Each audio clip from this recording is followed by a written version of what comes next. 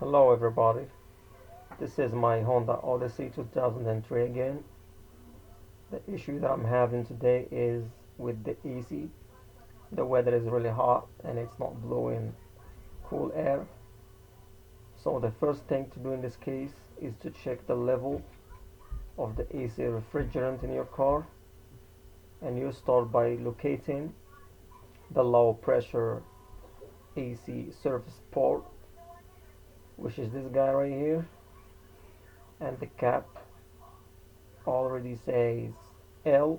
It has the letter L, which means low pressure, and the other one says H, which means high pressure.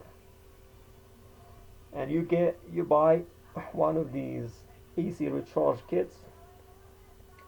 This one comes with a hose and a gauge, so you can check the level of the AC refrigerant in your car.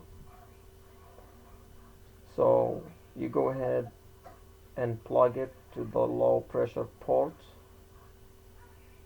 till you hear the click, and then you check the level.